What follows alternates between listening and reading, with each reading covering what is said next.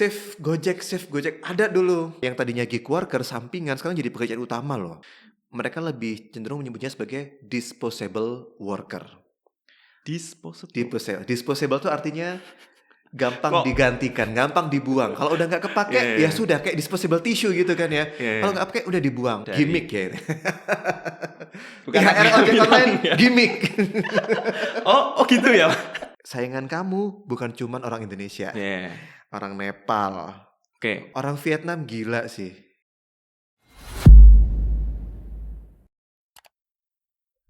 Hari ini kita kedatangan seorang ekonom sekaligus profesor nih guys. Mas Eko ini seorang WNI yang di sini di Jepang bekerja jadi dosen di universitas top lagi ya di Jepang kalau nggak salah ya. Bener ya? Ya gitu. Gitu ya, oke. Nah ini menariknya ini Mas Eko ini topiknya itu adalah digital ekonomi. Yes. Betul ya? Betul digital ekonomi kan Mas ya. Nah buat teman-teman yang di Indonesia ini itu bekerja di bidang ojek online atau mungkin UMKM, cocok banget nih, harus didengerin. Ini wejangan-wejangan dari Mas Eko ini, supaya siapa tahu kalian pada bisa belajar sesuatu dari Mas Eko dan bisa jadi kaya, siapa tahu. Kayak apa? Kaya. Jadi kaya. Setelah mendengar wejangannya Mas Eko, siapa tahu bisa jadi kaya. Oke. Nah, mungkin pertama kali ya Mas Eko, ini kita ketemu juga pertama kali. Mungkin bisa perkenalan diri dulu Mas mungkin. Ya, nama saya Eko Heru Prasetyo, namanya Eko atau Oke. Karena enaknya dipanggil apa nih? Eko, Mas Eko atau Prof Eko mungkin? Kalau Prof Oke aja kali ya. Prof Oke. Oke ya. Atau mungkin kalau biar akrab Mas gitu aja. Iya. Oke. Eko saya dari Malang ya, Malang, dari lahir sampai lulus S1 di Malang, kemudian lanjut S2 di UGM di Jogja, dan S2 lagi. S2 lagi di Kyoto University. Jadi bukan double degree ya, tapi emang udah selesai yang di Jogja, terus jeda setahun keterima S2 di Kyoto University, lanjut sampai S3. Itu topik apa risetnya sama itu Mas? Beda. Makanya dulu waktu di Indonesia itu orang akuntansi. S1, S2-nya akuntansi ya. Jadi akuntansi, kemudian setelah lulus S2 akuntansi di UGM itu merasa salah jalan. Jadi kalau ada yang mungkin sering kan gitu ya, aku kayaknya salah jurusan ini. Oh enggak cuma S1 aja kalau ya? Kalau nyadarnya pas S1 sih enak ya. Iya. Aku nyadarnya pas sudah lulus selesai S2. Oh malah setelah lulus S2 baru sadar ya? Tapi lebih ke gini sih, waktu S2 itu kan aku lulus S2 nih. Iya. Di antara teman-teman yang lainnya seangkatan S2 akuntansi itu, aku yang paling terakhir nggak dapat kerja. Karena waktu itu aku pengen jadi dosen kan. Iya. Yang lainnya tuh udah punya surat keterangan lulus tuh, mereka udah keterima di Univ A, B, C. Aku yang paling bontot tuh, kok nggak dapat nih. Udah sampai hampir 6 bulan tuh, bahkan sampai wisuda tuh aku belum dapat kerjaan. I see. Oke. Kan wisudanya kan di UGM kan nggak langsung lulus langsung wisuda gitu kan. Iya. Beberapa bulan gitu kan. Iya. Jadi kan harusnya biasanya tuh pas wisuda udah punya kerjaan kan. Ya aku belum. Iya. Jadi masih nganggur, yang teman-teman udah pada keterima kerja jadi dosen rata-rata, terus insecure lah kita kan. Gitu. Kurang apa nih ya, kayak nilai aku juga kayaknya bagus-bagus aja. Ya walaupun nggak kum tapi 3,7 lah, kayaknya masih oke lah gitu kan. Oke banget sih Mas, 3,7 ya kan? buat S2. Tapi nggak dapat kerjaan.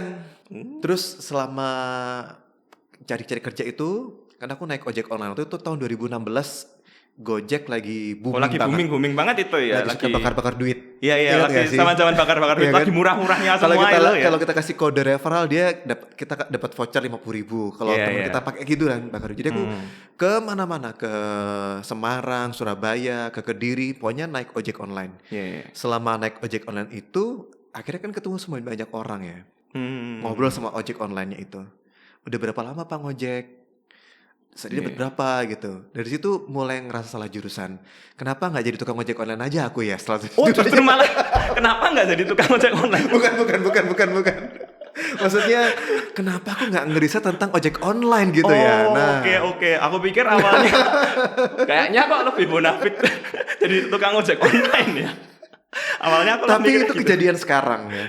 Sekarang ternyata banyak lulusan S1 S2 yang daripada susah cari kerja mending jadi ojek online aja. Nah, Oh. fenomena ini sudah apa ya istilahnya menggelitik aku yaitu dari 2016 waktu itu lulus S2 itu kan. Akuntansi bagus gitu. Iya, iya. Tapi aku sendiri merasa akuntansi apalagi yang bisa diolah, yang bisa dikembangkan ya. Terus akhirnya kenapa aku nggak neliti tentang ojek online, tapi ini mau dibawa kemana sih penelitiannya? Iya. Akhirnya kan aku harus ngulang lagi baca-baca paper ya. Di Indonesia waktu itu belum ada paper tentang Gojek tuh belum ada kan 2016. Baru awal kok Masih ya, iya kan? bisa juga sih. Tapi ketika aku cari di internet ternyata banyak paper tentang Uber. Tahu ya kalau Uber ya? Pernah ada di Indonesia. Itu Dari Amerika, Uber taksi. Uber. Oh ya, Uber ya, tahu tahu ya, kan? ya, Dulu Uber, ada ya. di Indonesia ada dulu. Iya, Sekarang iya, udah iya. nggak ada. Ada Uber, ada Lyft kalau di Amerika itu ada Uber, Ya, Lyft, Lyft. ada Ya. di Eropa tuh ada BlaBlaCar, Oh. ada Ola dan macam-macam lainnya. Iya. Ada Didi, kalau di Cina itu ada Didi. Terus akhirnya ternyata paper-paper tentang semacam ojek tapi di luar negeri itu udah banyak. Cuman rata-rata mobil, ya kan, Uber car, ya kan, taksi atau car sharing. Nah, paper atau penelitian tentang ojek online itu belum ada. Oke. Ya gimana mau ada kan di Amerika nggak ada motor, maksudnya nggak ada ojek gitu kan. Akhirnya itu yang jadi alasan utama aku mau pindah haluan deh gitu. Dari akuntansi pengen belajar tentang ekonomi digital atau platform ekonomi bilangnya ya, pokoknya apapun terkait digitalisasi sektor informal, ojek online terutama waktu itu ya. Nah itu yang aku bikin proposalnya, research plan, aku tawarkan ke Kyoto University, ternyata lolos. Nah, jadi ada namanya East Asia Sustainable Economic Development Studies. Aku daftar ke situ, lolos dokumennya. Artinya research plan-nya menarik nih. Kan kalau di Jepang tuh yang dilihat bukan kamu anaknya siapa, tapi kan lebih ke risetnya menarik atau enggak gitu ya kan. Terus diundanglah untuk wawancara. Ini yang tantangannya di wawancara menjelaskan apa itu ojek orang Jepang. Terus 17 mulai risetnya, masuk S2, riset fokus tentang waktu itu awalnya bukan yang kayak digital ekonomi bukan, tapi lebih ke policy, kebijakannya tentang ojek online. Tapi ternyata berat banget kalau ngarah ke policy-nya karena harus belajar undang-undang, peraturan pemerintah. Ini ternyata nggak sanggup gitu karena bukan orang hukum kan. Akhirnya lebih belajar tentang strategi perusahaan berbasis digital di Indonesia dalam menangkap aktivitas ekonomi informal, tukang ojek online, pedagang asongan, banyak loh di Indonesia tuh ekonomi informal ya, pedagang-pedagang di pasar, itu kan semuanya sektor informal tuh artinya tidak legal, ya kan? Artinya itu ada hukumnya nggak sih? Nggak ada sih. Tapi grey juga area lah ya, masih grey ya. Grey area lah ya. Zona abu-abu. Nah itu yang diteliti. Tapi sejak munculnya Gojek atau Grab gitu ya, akhirnya orang-orang jadi sadar, oh ternyata ini berguna loh buat kita sektor ekonomi informal. Dan yang tadinya itu susah ditangkap oleh pemerintah jadi lebih gampang karena datanya udah masuk semua lewat aplikasi gitu. Researchnya memang Mas Eko ini di bidang digital ekonomi terutama Gojek ya. Nah Gojek itu kan kalau di Indonesia termasuknya itu side gig ya, kayak pekerja sampingan gitulah ya. Nah sebenarnya itu kenapa sih kok itu tuh pekerja sampingan atau side gig itu jadi populer banget di Indonesia?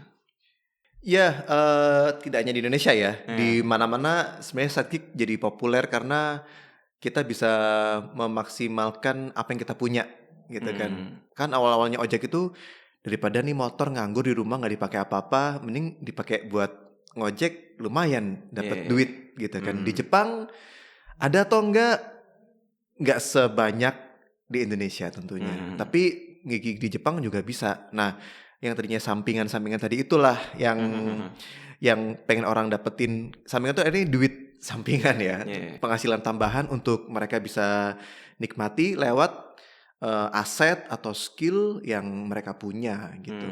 Itu yang bikin gig worker, terutama dengan adanya aplikasi-aplikasi yang muncul. Yang aplikasi ini kan perannya sebagai intermediary ya, sebagai pihak ketiga gitu kan. Bukan sebagai pihak ketiga sih, tapi sebagai platform. Aku susah nih dulu nyari tukang ojek online ya, harus kemana, harus ke pangkalan gitu, repot banget kan.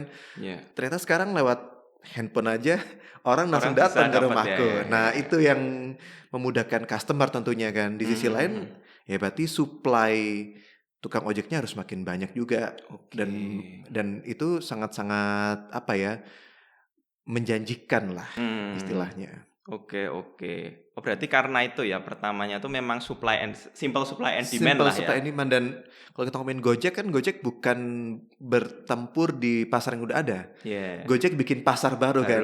Kita Oke. kalau sekarang tuh di Indonesia kita terlalu bergantung sama aplikasi. Mau beli makan ya udahlah pakai aplikasi aja gitu. Ya. Jadi emang ada pasarnya terbentuk sekarang itu gitu.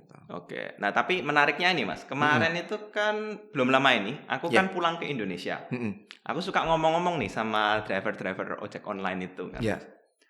Nah, mereka tuh selalu mengeluh biasanya yang aku temui ya. Mereka selalu bilang kalau wah, ini kok sekarang itu nggak segampang dulu. Itu kenapa ya Mas? Apakah karena kenapa kok dulu itu benar-benar makmur, tapi sekarang itu menurun? Apa karena ada benefit atau janji-janji tertentu gitu ya Mas?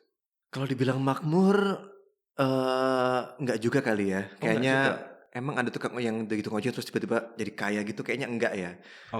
Tapi mungkin juga. Dulu orang kayak punya kerjaan utama terus nyambi jadi tukang ojek online sambil pulang ke rumah gitu kan.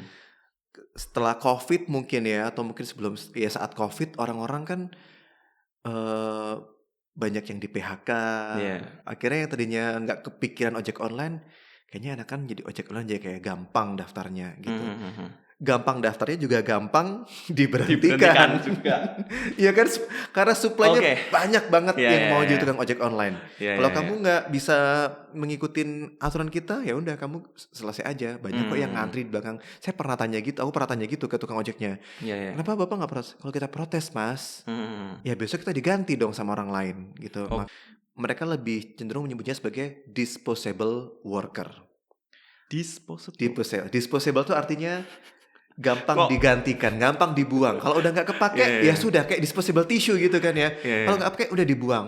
Memang seperti itu kenyataannya. Kalau mereka udah nggak bisa perform, banyak pernah kalau misalnya kita tanya, ada istilah tuh di suspend mereka tuh. Kalau mereka bintangnya 1, mereka bisa kena suspend. Kalau mereka nggak ini, mereka ini. Udah, karena kenapa segampang itu?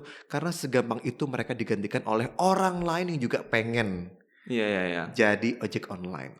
I see, oke.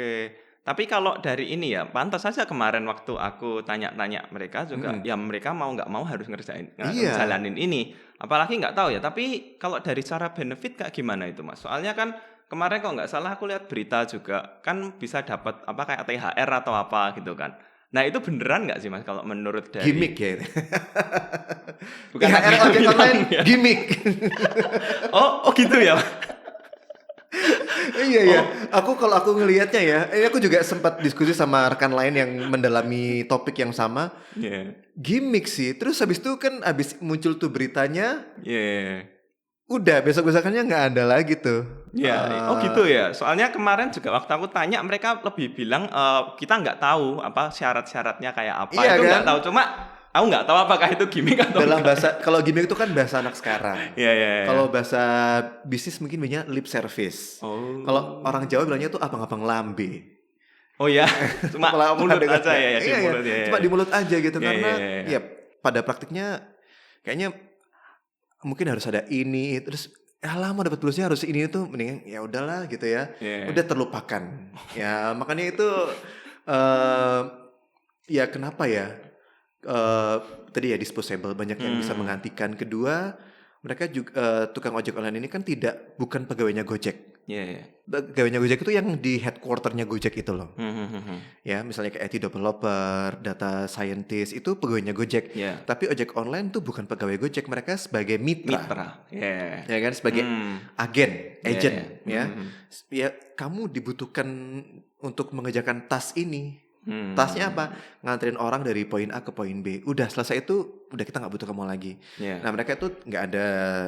Kalau kita ngomongin ini ya, secara umum ya, tidak hanya Gojek ya ini ya. Secara umum mereka nggak punya tunjangan apapun. Kalau kita kerja di kantor ada benefit lainnya, asuransi, misalnya, terus pensiun, tunjangan lain, keluarga misalnya. Kalau kayak gini nggak ada sama sekali. Siapa yang, kan mereka bukan karyawan kita. Nah itu jadi perbedaan yang signifikan antara gig worker yang tadi sampingan dengan disposable worker. Nah itu yang menjadi, kan mereka tuh kayak mengeluh tuh karena sekarang kerjanya udah kayak robot kali ya.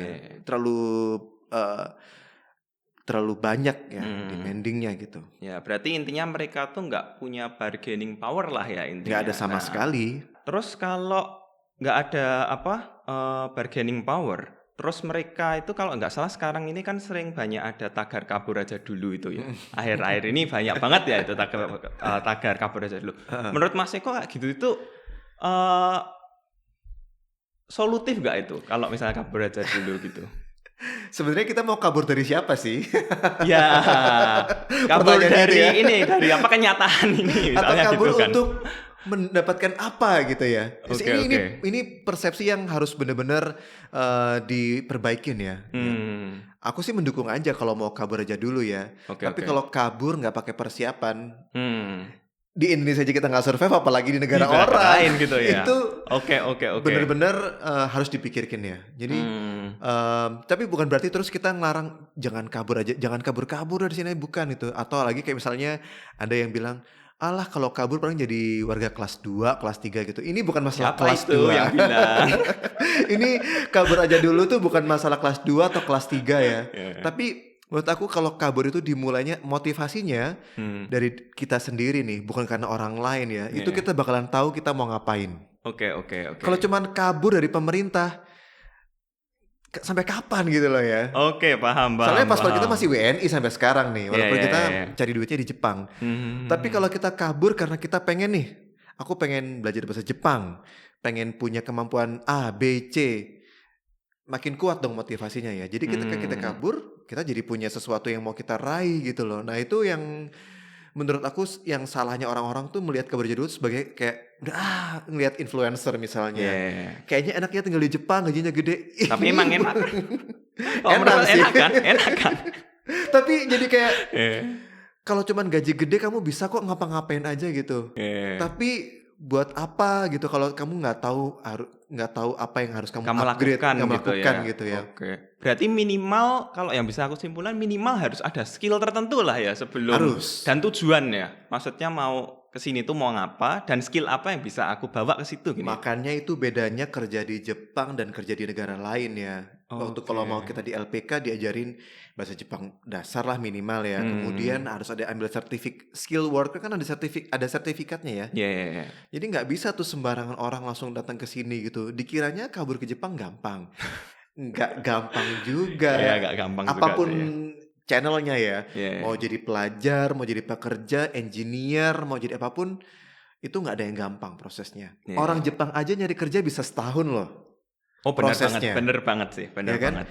Orang Jepang aja prosesnya setahun, masa iya kita orang Indonesia prosesnya 3 bulan, nggak ada yang instan di Jepang. Di Jepang itu tidak mengenal yang namanya instant achievement, itu nggak ada. Itu yang perlu digarisbawahi bagi siapapun yang pengen kabur aja dulu, terutama ke Jepang. Saingan kamu bukan cuman orang Indonesia, orang Nepal, orang Vietnam gila sih. Etos kerjanya memang benar-benar ya orang Vietnam orang itu. Nepal, Vietnam, orang Bangladesh. Kalau kita ngomongin yang agak di atas Indonesia, orang Cina, Korea, wah. Kalau kita cuma ngandelin otot doang gitu misalnya, aku bisa kurang sih. Harus benar-benar ditatar mentalnya, ya, endurance-nya, ketahanan dirinya juga. Itu benar-benar harus dipersiapkan. Oke, mungkin teman-teman nanti yang pengen kabur aja dulu mungkin bisa tulis di komentar motivasinya itu paling gede itu motivasinya karena apa juga ya nanti. Lu mau kecelakaan ada loh kalau disposable worker di Indonesia ya. Kalau kecelakaan gimana? Terus dia bilang, ya kalau kita pakai jaket ojek bisa dapat klaim. Klaim dari mana? Klaim, kenapa sih di Jepang jarang ada pengangguran? Kalau di Jepang tuh perusahaan nggak boleh mem-PHK, itu nggak boleh loh. Kerjanya banyak gitu tapi bayarannya nggak nambah-nambah.